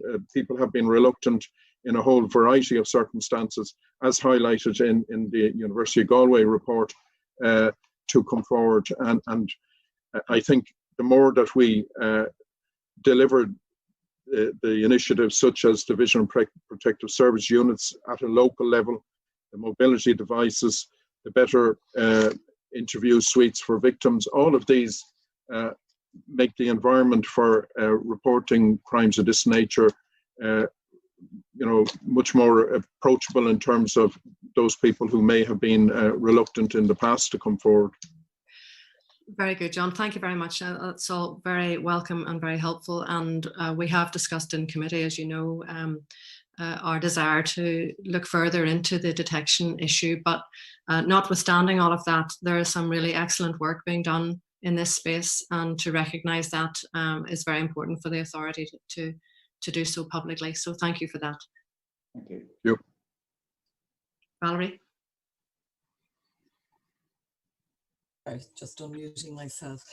Thank you very much for that. Some of the areas I wanted to ask about have been addressed a little bit just now, so but we might come back to some of them. First of all, I would like to echo Judith's sentiment there that despite the obviously the appalling nature of some of these crimes, it's a good news area in terms of the progress that's being made by Garda Síochána. I think particularly good news on the Divisional Protective Services units, the appointment of an inspector that the Commissioner just referred to, and the provision of better interview suites. In fact, I heard the Minister on radio earlier making the same point in relation to the court services. So all of this is good, and I suppose we would all hope that it encourages the victims of crime to come forward in an area where we know there might have been an absence of reporting in some instances in the past. So I think that's the context really we're discussing this today. There have been several mentions there of the O'Malley report, and I just wanted to pull out one quote from the O'Malley report, and this is really looking at the cultural side of all of this. And I'm really talking about our national culture broader of which Garda Síochána culture, I suppose, is a subset. And in the O'Malley report, we read that rape myths, meaning erroneous beliefs or assumptions that sexual acts must have been or probably were consensual if they occurred in certain environments or within the context of a pre-existing relationship, those myths continue to exist. And everyone dealing with victims of sexual crime should be acutely aware of such myths and of their own susceptibility to be influenced by them. Now, we know in our discussions with yourselves and with senior officers in the organisation that there's a very strong consciousness of this. But as we know in other areas too, cultural change takes time and can be difficult. So I suppose I want to ask you, to what degree are there cultural issues around the rape mythology present or present a challenge within Garda Síochána? Do you have any way of assessing or identifying the degree to which there is a cultural challenge of that nature? And if so, how do you tackle it? Or how are you tackling it? Sorry about it, just the last bit cut out. I presume if there is cultural challenge, how we're going to tackle it? Yeah, I really don't know how much you've faded out. No, what I'm really saying is, in terms of national culture and in changing the environment and in changing the crime counters and encouraging people to report, but it's inevitable that there will be elements of the culture that O'Malley refers to in his report within Garda Síochána. And I'm talking about the rape mythology piece, So to what extent do you think there may be some of that as an issue to be addressed within Garda Síochána? In other words, is part of your education and training and formation of Gardaí to open the mindsets, maybe to overcome inherited cultural attitudes? Well, I think in the first place I'd point to perhaps is a code of ethics and an expectation of the behaviours of everyone within the organisation. Secondly, then, and I'm starting this answer a little distance out. Secondly, then, we're making it very clear through policies that we've passed about appropriate relationships within that members of Garda Síochána should have with those individuals of the public, members of the public they come in contact with. So there should be no effect inappropriate sexual relationships that Garda members should engage in with members of the public. And also then, I think the whole issue of rape has to be said in the context of overall violence towards women in our society. Rape is an act of violence, and it sits on a continuum with, regrettably, a lot of violence directed towards women in our society. And that's the overall context in which I think this, we seek to address this in terms of the expected and indeed enforced behaviours that we expect of our staff and how they treat those who are vulnerable in society, and also then how we pursue and prosecute those who've engaged in offences as well. So in effect, these myths around rape myth, but also myths in respect of domestic abuse and just generally violence towards women should be dispersed as well. I am overall concerned in respect to the amount of violence there is directed towards women. Like most recently, in the issue of the CSO statistics of a couple of days ago, we see that the amount of violence directed towards women over 80 has increased by 18% during the lockdown. A lot of that is in the context of domestic abuse, and we've seen then almost the domestic abuse increase by a quarter. So I think there's the O'Malley report is concerned itself with serious sexual assault. Obviously, I just think there's a wider piece in respect of violence against women and attitudes towards that. Now, we are part of the society, and obviously then those attitudes must exist in some shape or form within the organisation. The difference is, though, that I can and do expect a certain degree, a certain standard of behaviour towards victims, behaviour towards those who come to us seeking assistance, and will be rigorous in terms of enforcing proper behaviour. I suppose really it's about how confident do you feel victims can be if they walk into a Garda station? How confident do you think that if somebody wants to report a sexual crime, that he or she will be met with an appropriate response? And I'm really thinking in terms of tone and understanding. I'm referring back to Judith's earlier question about it's the piece before it gets to the Protective Services Unit. So. Well, I would have confidence in that through the training that's been provided to all the student officers, the awareness there is of this, but and the awareness there is now right across every division of these specialist supports, and the awareness then even that detectives who will be on duty will also have of this specialist support and investigative support, even if an individual from a protective service unit isn't on duty in that particular station. People know that there is an expert to call upon. And also then there's a wide knowledge about the initial investigative actions to be taken and what needs to be done. And it is a matter which it does gain the attention immediately of a supervisory response to make sure that when we receive a complaint that is properly dealt with in the initial stages involved, and make sure that there's a full acquisition of evidence and also scene preservation and indeed pursuit of who the accused might be. Also as well to preserve evidence. Okay, I'm going to ask a slightly challenging question. Commissioner Driscoll, you said a moment ago that in relation to the NUIG study, that students maybe didn't believe that the crimes were serious enough. Now, I'm not sure if that's a quote from the study or not. I have another quote from our own sort of researchers here, that the study found that students believed that the fact that their attacker was known to them would mitigate against them being believed. There's two slightly different nuances to that. Yeah, and obviously, you know, that report indicated that I think 42% of students said that they reported an experience of sexual misconduct. And, you know, obviously it reflects the attitude towards this type of offence within that cohort of people, which is concerning, where a lot of this abuse will have taken place within the student environment. But it is a quote from the report, or it is stated in the report that there is a lack of understanding of the seriousness of the issues involved. event as being a crime is the point. Okay, I totally accept that. So I take back the challenge and the question. In terms of cohorts, we've talked about students. Maybe just let's look at another couple of cohorts of the population. Organisations working with sex workers or women affected by prostitution have said that there's a reluctance sometimes among those women, mostly women, in terms of coming forward.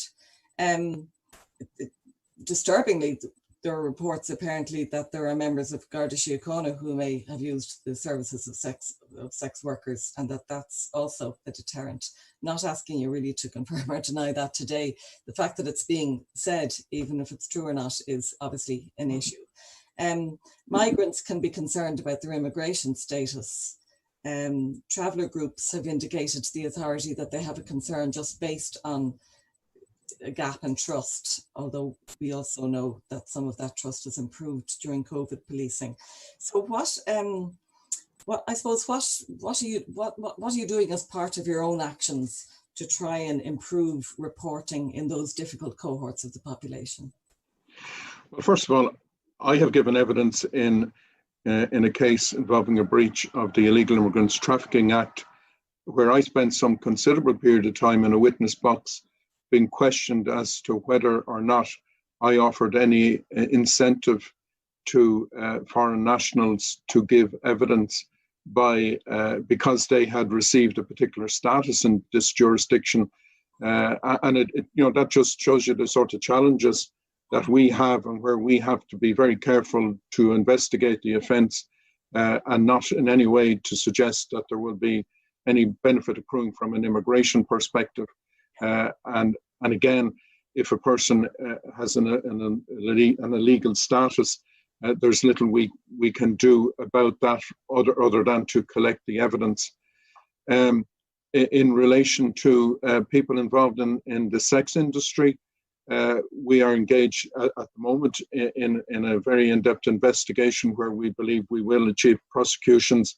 And it has taken a lot of time to build the trust of those people involved.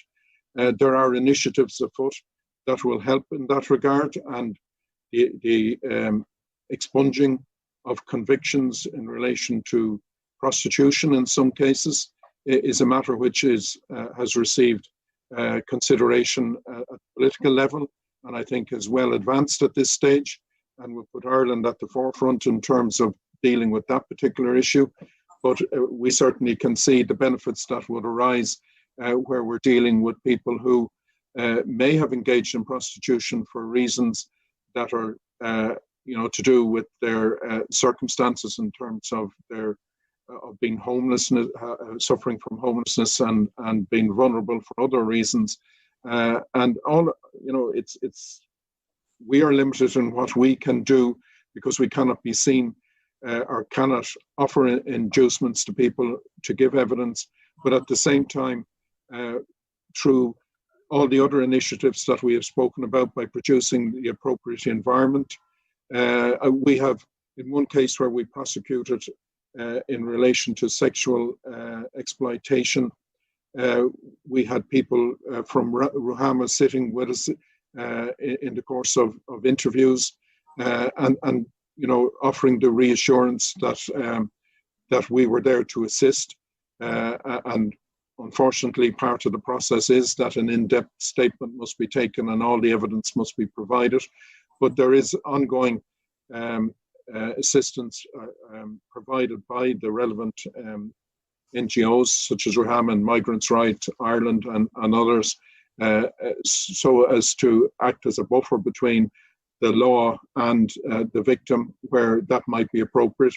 In many cases where we're dealing with foreign nationals, there will be an experience of law enforcement and indeed government in general where there may be corruption that will be very negative. And again, through our interactions with the relevant NGOs, that can help in addressing those sort of issues.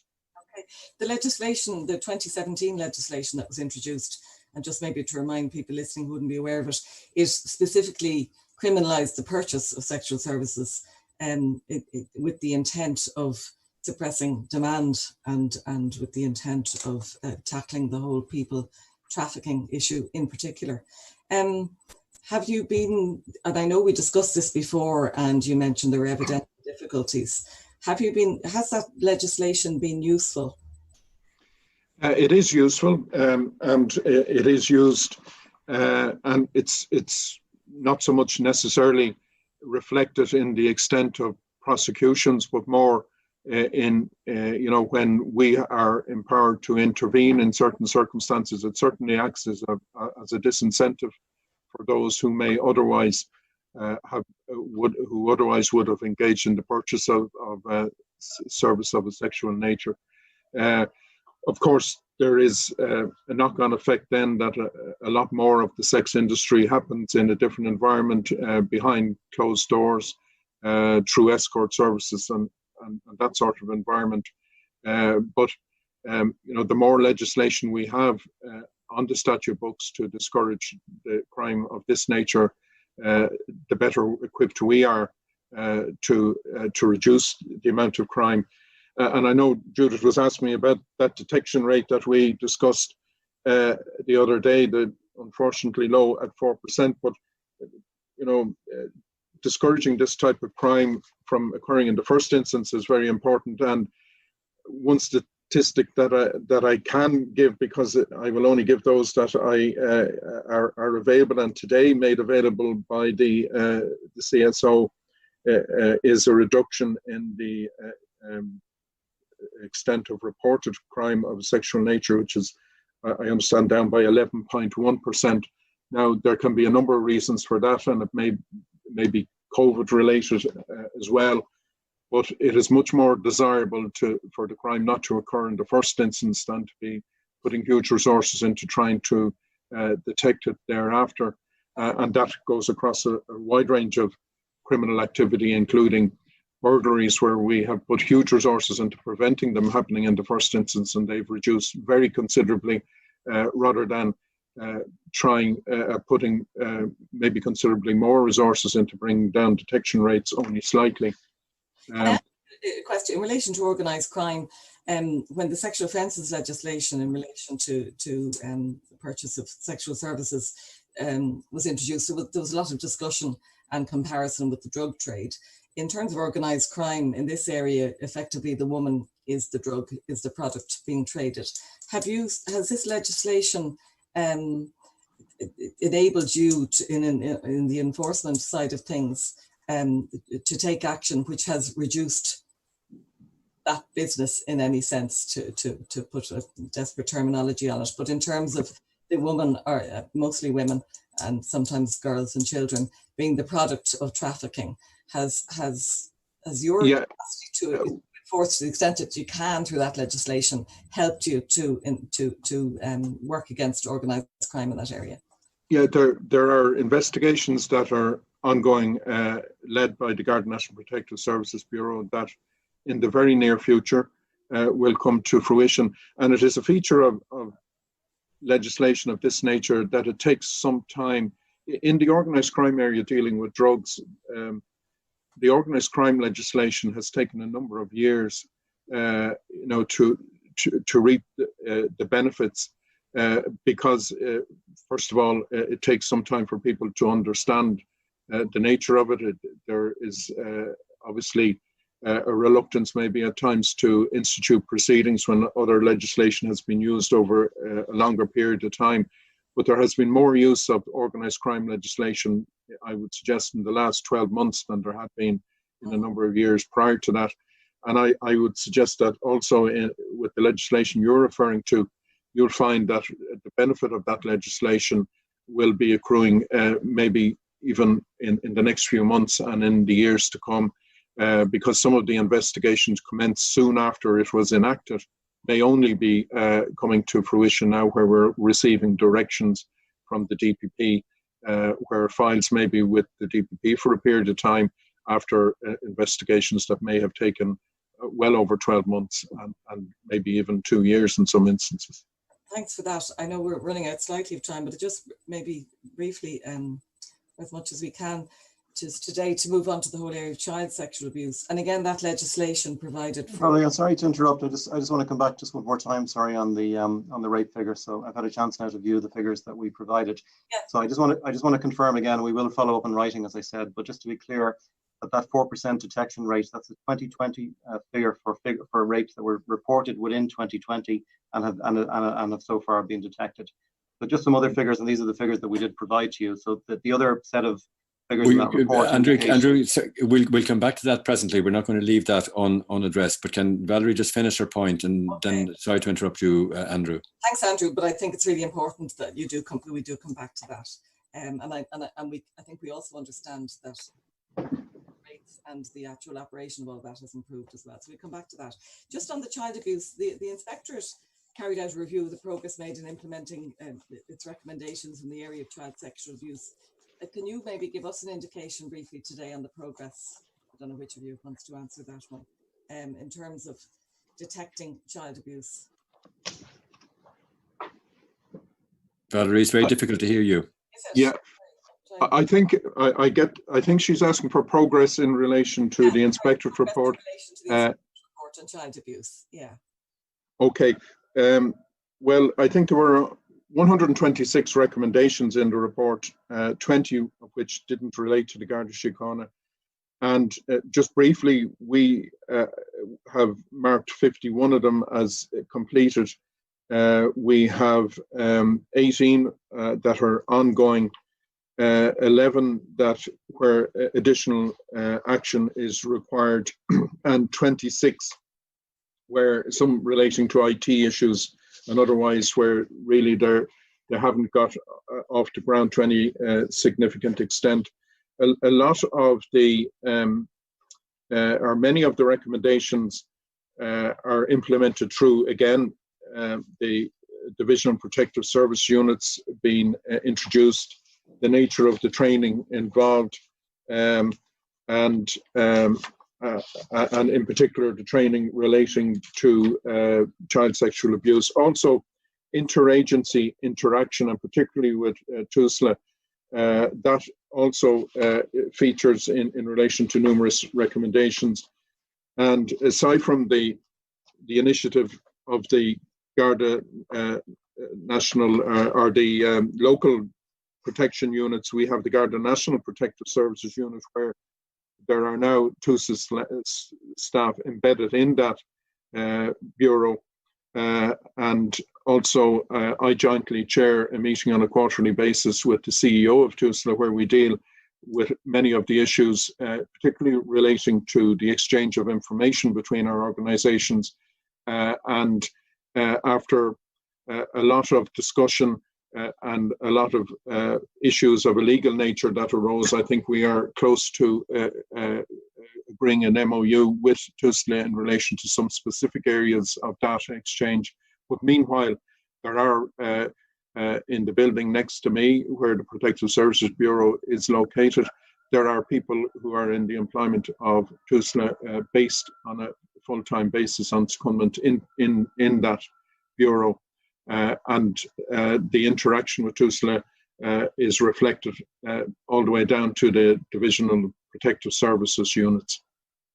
In terms of your development of work in this area and expanding your resources, can I ask you, for members of the public in particular listening, is there any point in people who may have instances in the past, in the distant past, even in terms of their lives, coming forward at this stage to report? Well, I can. One particular case comes to mind at the moment where I know of one case where a person, an alleged culprit, would be in the region of mid-50s, and the incident would have happened in their late teens, and the DPP has directed a prosecution in that case. And that is a case that has come across my desk in recent days. So the person, the victim, only came forward, I would think, about, well, in the last 2 years. And that has been brought to a scenario where the file went to the DPP and the DPP is prosecuting. And that is reflected in other cases. And is there any point in people who may have an allegation against somebody who's deceased or outside the jurisdiction? Is there any point in those people coming forward? Well, it depends on what the victim is expecting. I spent a number of weeks recently writing on a case in relation to an incident that happened in 1972, and I eventually provided a 10-page report on the outcome of a very extensive review of the whole investigation. Now, the likelihood of prosecutions ever taking place may be very slim, but I am sure if you are the son or daughter or family member of a person who has died, one would like to see the matter brought to the best conclusion possible. And for some people, that may be in exposing the person, or in some instances, the organization that was involved in causing the death. And that may satisfy people. But obviously, the further removed from an incident, particularly where people are maybe of an age where it's going to be difficult to pursue a prosecution, it lessens the prospect of a successful outcome. However, that very unfortunate case that Bob mentioned earlier on, the one in Tipperary, it is a 75-year-old man who is convicted and received a substantial sentence in a case where some of the alleged acts, or the acts which are now proved, occurred, I think, back in 1977 and years around that time. Okay. Just finally, it's more comment really. I think we had a report from Safe Ireland commending all the work that's going on at the moment, and also maybe suggesting that there are ways in which themselves and the Garda Síochána might collaborate in terms of research for the future. Do you have thoughts on partnerships with other organisations to do research in these areas, in the broader area of vulnerable people and sexual crimes? Well, I think the fact that we have a Protective Services Bureau that's now in existence for a number of years, and that we have the Divisional Protective Services units, well, they are ripe for research, for people to conduct research of the nature you suggest. And, aside from the research, I think the sort of independent oversight of the training processes that we're engaged in, that Tom O'Malley has recommended in his report, which we have agreed to do, and which we're now engaged with the training college in arranging for that type of review to take place of our training. I think all of that would benefit us all. We've had a long engagement with NGOs such as Ruhama. My engagement with them goes back 20 years now at this stage. So organizations like that can also reflect on their relationship with the Garda Síochána and how effective it has been, and assess it and provide us with the benefit of the outcome of that, which we can then include in the development of relevant policy in these areas, and to better improve the Divisional Protective Services units and the services that will be provided into the future by those units. Okay. I think we've probably run out of time. Thank you very much. And sorry you couldn't hear me earlier. I'll have to get a better microphone, Chair. Thank you. Thank you, Valerie. Thank you, Judith. Before we move on to the final item, can I just make a number of observations in relation to this most recent and most significantly important topic? To AC O'Driscoll, the reduction in the reporting of sexual crime is not progress, because this is substantially underreported, and the objective and the specific target is to increase the reporting of sexual crime. So there is a continuing difficulty in that area that needs constantly to be addressed.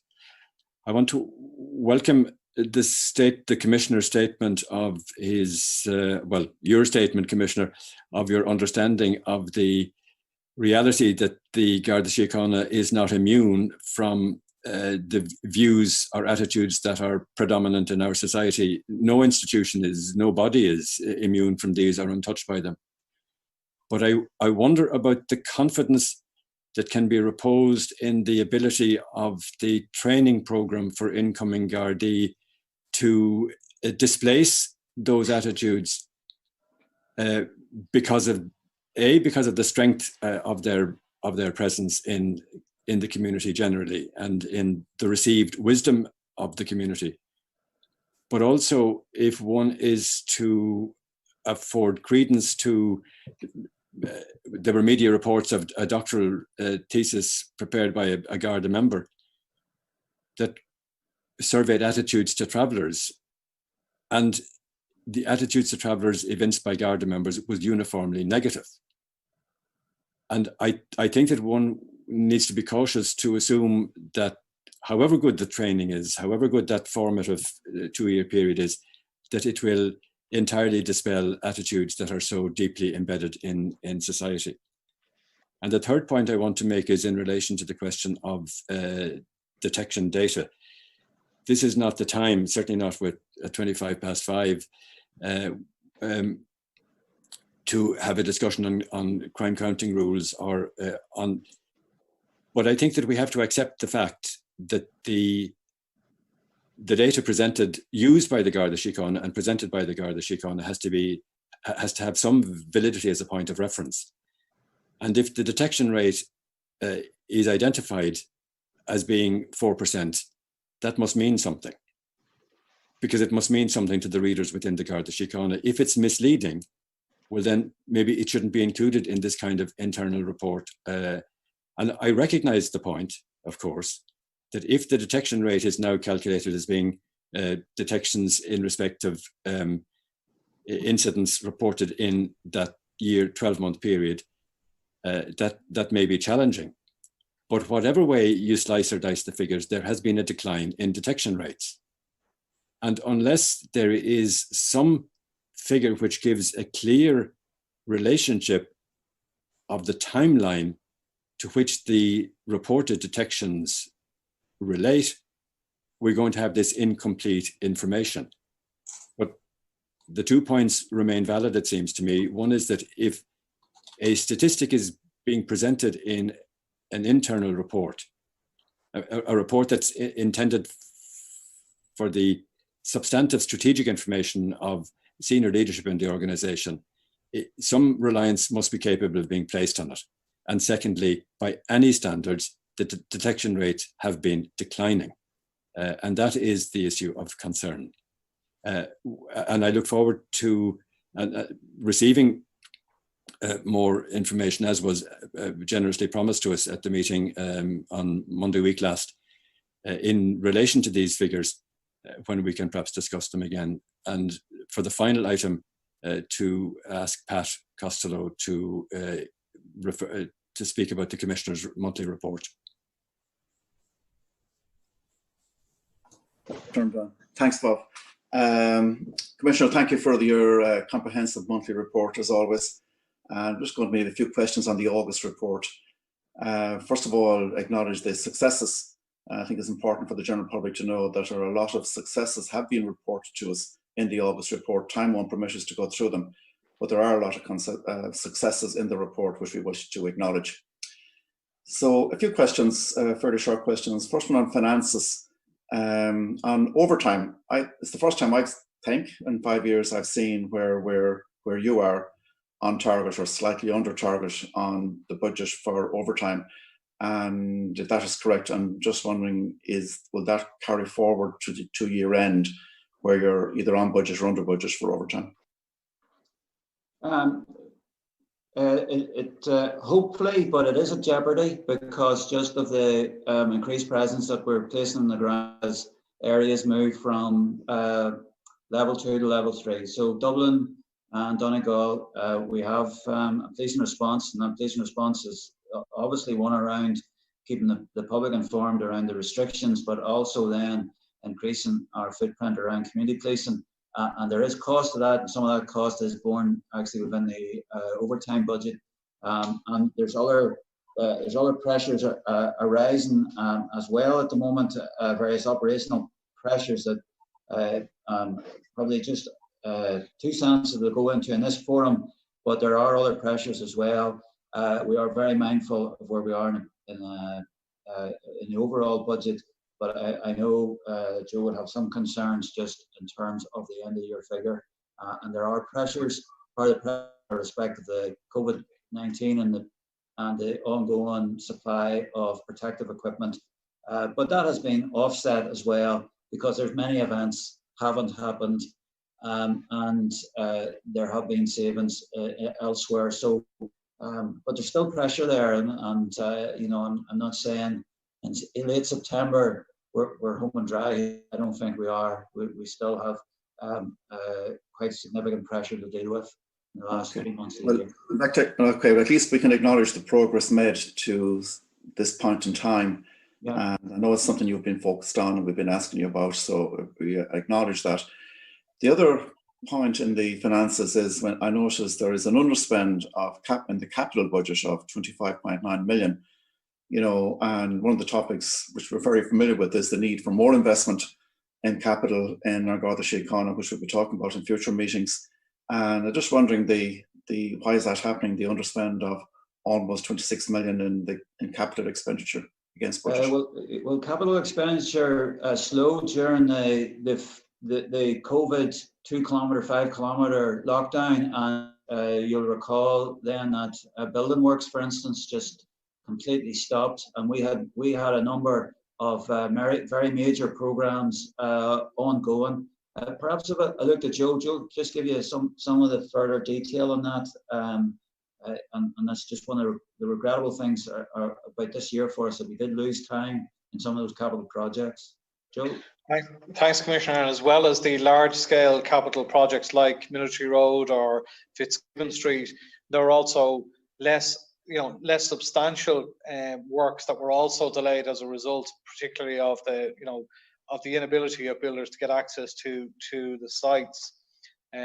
Should say, Pat, that the capital underspend at the moment, and we are engaged with the department around how we can protect that going into 2021. But primarily, we are talking about issues associated with the capital underspend for buildings, and then there are some timing issues associated with ICT payments, which will flow through in due course. So we are, as the Commissioner said, in a pressurised budgetary environment. The scale of the under-profile spend is hugely influenced by the capital underspend at the moment, and also an increase in appropriations and aid that we're receiving so far this year. Okay, well, that'll be good if the capital underspend is not lost. Just move on to a question on estate. First of all, PEMS, the Property and Exhibition Management System, is being rolled out, and we welcome that. That's good. We understand that there was an issue with a shortage of storage facilities to house exhibits, and just want to ask a question on the extent of the problem and what are the plans to address it. So, Pat, yeah, so I'm not aware exactly where that's referenced, Pat. I can certainly take that offline and see. There's been an ongoing program of works around PEM storage, so I'll have to take that offline and come back to you. Okay, that's fair enough. We'll come back to you on that. Okay, moving on to the big challenge of ICT, and Andrew, we welcome the vision document. We're not going to discuss that today because we haven't discussed it ourselves in the board yet. We will be in the next 2 weeks, and no doubt will be a good source of engagement with you on the vision document on ICT, implementing the strategy.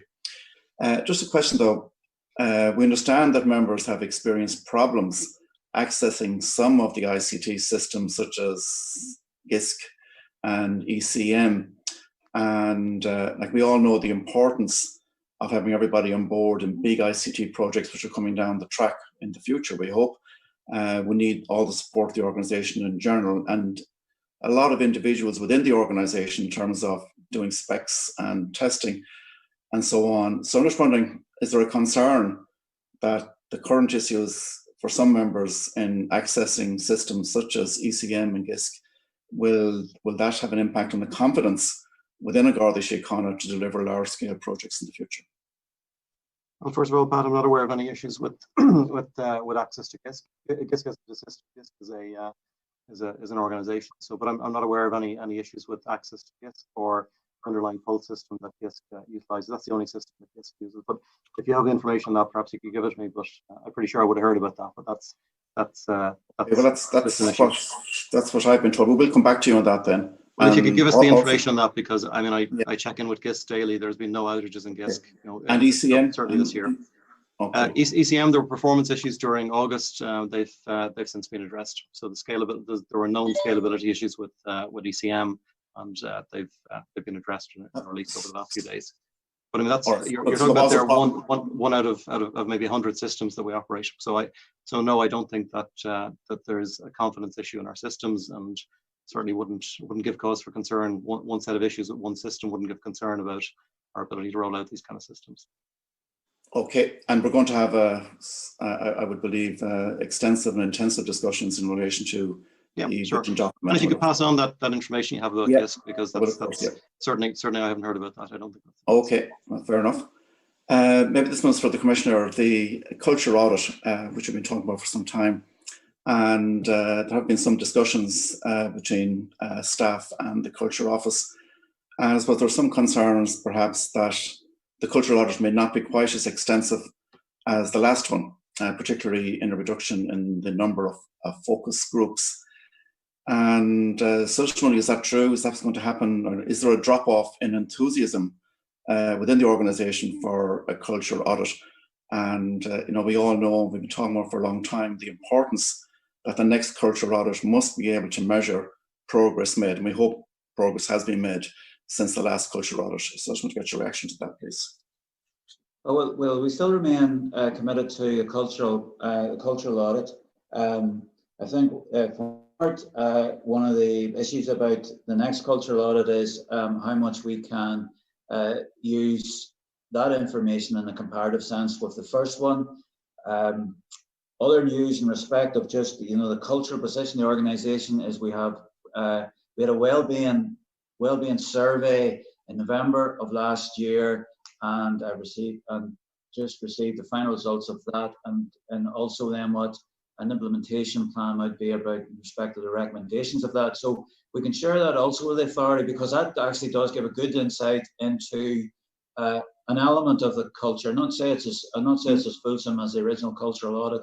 I'm not saying that at all, but it does give another indication along the way as well. All these things are a point in time, but we are still committed to the cultural audit, and I think for myself, it's important, and I look towards it actually in a very inquisitive way, because I just have a real sort of desire to know what the impact of the last 6-7 months has been on the organisation. I can't see that it's had no impact. I'd be very surprised if there hasn't been something which is actually reflected in the survey results. Yeah, and also to measure the impact of your efforts to change the culture within the organisation, and it'd be good to see what progress for yourself and for us and for everybody. So I think I just go back to the point about being able to measure. Whatever you do, we have to be able to measure progress made, and we hope that there is progress made. Maybe just one other, conscious of time, and we're well past our time. In the report, there was a reference to the use of force statistics, and there's been a 14% increase from July to August, from 95 incidents to 108 incidents, mainly in use of batons and spray. So just a question around, are you concerned with the increase in the use of force and the use of force incidents? Well, but month to month isn't a great comparator, but I would highlight that given the size of the organisation and our huge contact with the public, these are small figures. These are very small figures. I don't think there's an issue of concern. We do keep a close eye on them and what to signify to us, because they're an indicator of actually what the more critical incidents are that are happening, and probably also the rise in what's having to deal with individuals with mental health issues. So that is of significance in terms of demand that is placed upon us. But month to month isn't a great indicator as to underlying trend, I would say. So we do, but like yourselves, we watch it carefully. but I wouldn't be surprised if increases in August completely reverse in September, just by the nature of things. Okay, well, maybe it might be useful then, we might include that, maybe the trends maybe in the report, where we can keep maybe a more long-term or medium-term eye on it would be good. I think the chairman's probably going to cut me off in a minute. Maybe just one question on internal communications. It's a topic we talk about, and I must say, well done on the people who do Newsbeat. I think that is a good communication tool, if you like, with your members. I suppose the general question really: are you satisfied that your message in relation to reform and cultural reform are getting through to your members? Well, there's a couple of elements of that. Undoubtedly, our internal communication group and the couple of individuals who work in there have done excellent work, and actually have received industry awards for their work against stiff competition from big outfits, big private sector outfits, and so they've done very well. But the next piece of that is then actually just then the behaviours of managers and leaders then within the organisation, and following through on what was said in the culture audit. And a lot of that is, to my view, has been addressed in terms of the changes to the promotion processes, our openness then to initiatives and ideas that come from the organisation, the ability then to speak up, to deal actually with wrongdoing, and to reward and recognise those who are doing the right thing as well. So there's a lot of behaviours within the organisation, just in terms of just changed because we have set a different course, and even our point of things such as vetting of individuals before promotion, requirement to have signed up in the code of ethics before promotion or move to specialisation. And so we just keep on enforcing positive behaviours and a positive expectation of what we expect from members, and that in turn impacts upon behaviours. Behaviours in the end will impact upon culture. Okay, thanks, Commissioner. Thanks, Chairman. Sorry, hit the wrong button. Thank you very much, Pat. And that brings us to the end. We had on the agenda the issue of the final homicide and final DNA report. Unfortunately, we didn't have those reports on time for members to be able adequately to consider them. So we shall come back to those perhaps at the October meeting with you, Commissioner, and bring them to a conclusion at the November public meeting, simply to mark the completion of the work. What we hope we will be able to identify as the completion of the work on both of these. But thank you, Commissioner, and to your colleagues for this afternoon's session, and thank you to the colleagues, my member colleagues on the authority, and to the executive colleagues who supported us through today and yesterday and at this session. So thank you very much indeed. The meeting is now concluded. Thank you. Thanks, Nick. Thank you.